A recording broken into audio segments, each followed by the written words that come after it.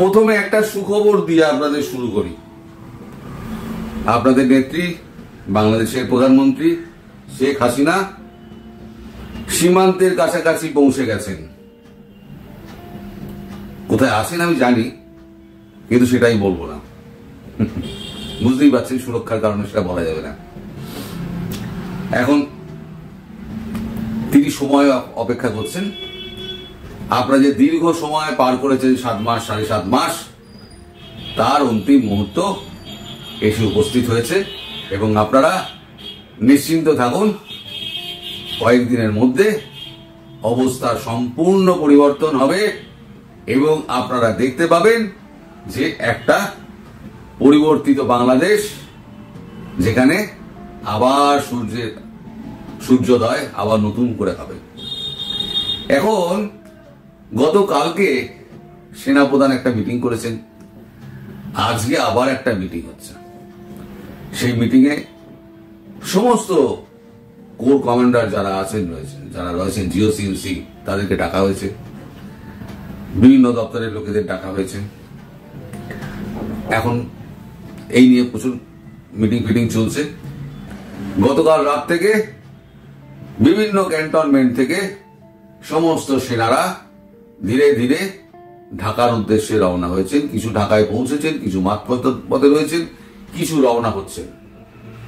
আশা করা যাচ্ছে আজকে রাত থেকে ফুল দমে অ্যাকশন শুরু হয়ে যাবে এবং সব থেকে বড় যেটা বলার বিষয় সেটা হচ্ছে, আজ অথবা কাল যে কোনো দিন সেনাবাহিনী ওয়াকারুজ্জামান জেনারেল তিনি হাতে ক্ষমতা নিয়ে নিচ্ছেন। ইতিমধ্যে সমস্ত এয়ারপোর্টগুলো বিমান বাহিনীর সৈন্যরা সব দখল নিয়ে নিয়েছে। কোনো বিমান তাদের অনুমতি ছাড়া দেশ ছাড়তে পারবে না, কিন্তু বিমান নামতে পারবে। যাত্রীরা যারা আসবেন তারা নির্বিঘ্নে যাতে ঢুকতে পারেন তার ব্যবস্থা করা হচ্ছে। এই যে আগামী 2 দিন এই যে চলবে, এই আন্দাজটা সারজিৎ, হাসনাত, এই যত ল্যাজমোটা সমন্বয় ছিল না, সব পেয়ে গেছিল। এইটুকু খবর পাওয়া গেছে, সারজিৎ এবং হাসনাত এই দুজনে তাদের পরিবার সহ পলাতক। গতকাল রাত থেকে পলাতক, তাদের কোনো খোঁজ খবর পাওয়া যাচ্ছে না। তাদের বাড়ির লোকেরা কোথায়, তারা কোথায়? দেশ তো এইটুকু, দেশ ছেড়ে তো বেরোতে পারবে না।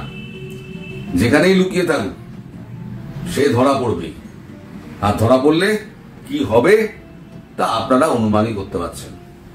যাই হোক, এরপর সেটা কর্তা, আমি কেন বলছি এগুলো, যে শেখ হাসিনার প্রত্যাবর্তনটা কি করে হবে সেটা বুঝতে গেলে এই পথটা দিয়ে আপনাকে যেতে হবে। তবে আপনি বুঝবেন যে শেখ হাসিনা প্রধানমন্ত্রীর পদে পুনঃস্থাপিত হবেন কি করে।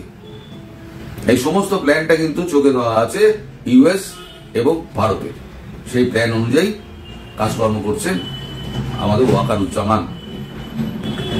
এবার সেনাবাহিনী হাতে ক্ষমতা নিলে সেনাপ্রধান ক্ষমতা হস্তান্তর করবেন কাকে?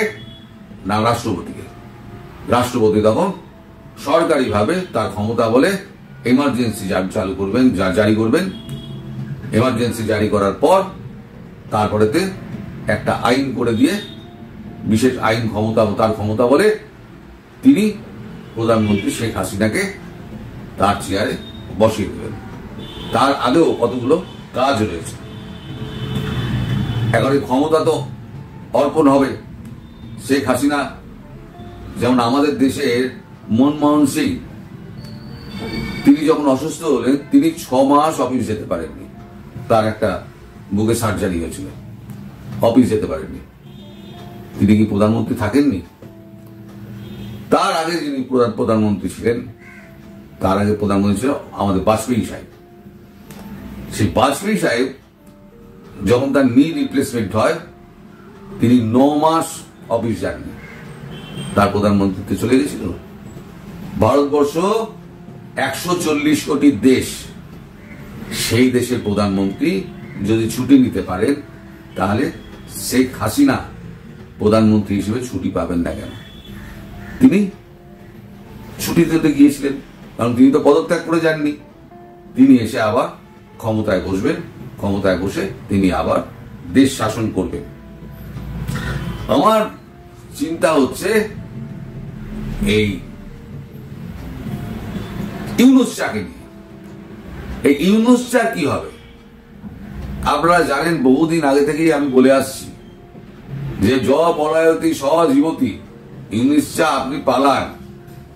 কিন্তু আমার কথা ইউনূস চা বুঝতে পারেননি, এবং তিনি যে দরবার করছেন ভারতবর্ষের কাছে যে একবার দেখা করার জন্য, সে টাইম উনি পাবেন না মনে হচ্ছে পাবেন না। কারণ 26 তারিখ, আগামীকাল 26 তারিখ, 26 তারিখে তার তো আজকে 25 তারিখে রাত্রে যাওয়ার কথা।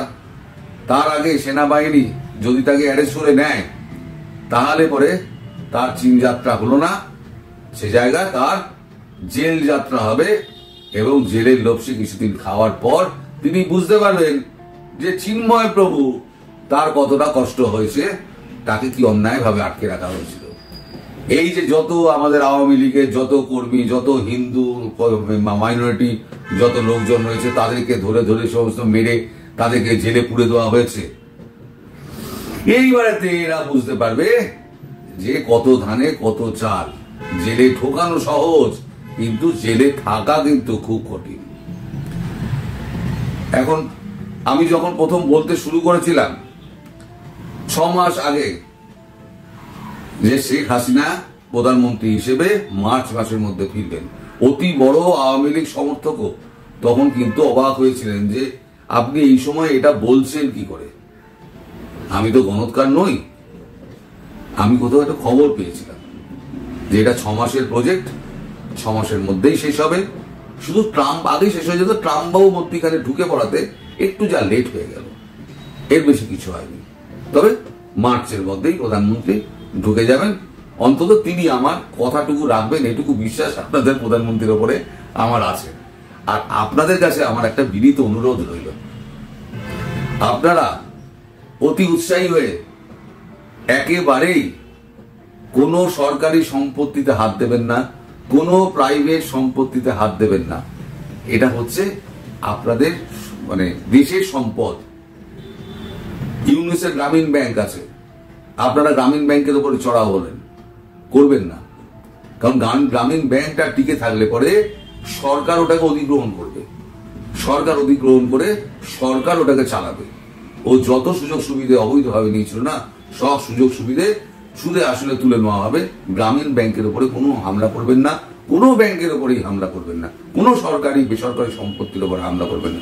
আপনাদের বুঝিয়ে দিতে হবে ওদের জাত কি আর আপনাদের জাত কি। বাকি যা আছে সেই বুঝে নিন, কিন্তু বাস জ্বালানো, দোকান জ্বালানো, দোকান পুড়িয়ে দেওয়া, বাড়ি পুড়িয়ে দেওয়া, এই জিনিসগুলো করে দেশের সম্পত্তি নষ্ট, অনেক সম্পত্তি নষ্ট হয়েছে, অনেক সম্পত্তি নষ্ট হয়েছে, অনেক লোক বেকার হয়েছে। আর বেকারের সংখ্যা বাড়াবেন না। আপনারা সঠিক পথে থাকুন, সঠিক নেতৃত্ব এবার মানে একটা পরিশ্রুত একটা নেতৃত্ব নিয়ে আসছেন আমাদের আপনার প্রধানমন্ত্রী শেখ হাসিনা, তার উপর আস্থা রাখুন। সেই পরিশ্রুত নেতা নেত্রী যারা আসবেন তারা স্ব স্ব মানে ক্ষেত্রে স্বনামধন্য, তারা এসে দেশের হাল ধরবেন, পেছনে ভারত থাকবে। 2 বছর লাগবে এই বাংলাদেশকে আবার পুনরায় তার জায়গায় ফিরিয়ে নিয়ে যেতে। ততদিন পর্যন্ত আপনারা একটুখানি শান্ত থাকুন, উৎসাহের জেরে এমন কিছু করবেন না যাতে আপনাদের গায়ে জামাত আর হিজবুতির মতো স্ট্যাম্প লেগে যায়। আপনারা সবাই ভালো থাকবেন, সুস্থ থাকবেন, সাবধানে থাকবেন।